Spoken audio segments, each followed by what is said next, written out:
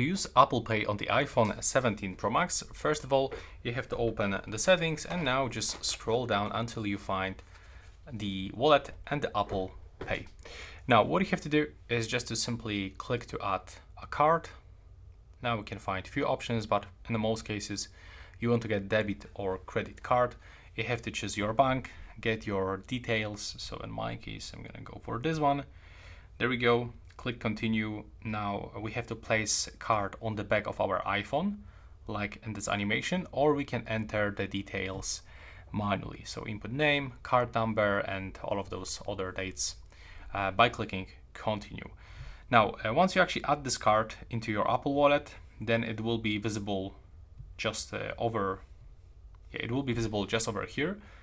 And right now, when you go for this, as you can see, you can double click the side button to get cards and passes ready at any time. So you have to quickly double tap on the side button. And now you will get the authentication with the Face ID or passcode, and you have to hold the iPhone near the payment terminal. Wait for done plus a check mark, and that's everything. So yeah, I hope you find it useful. Please hit the like button.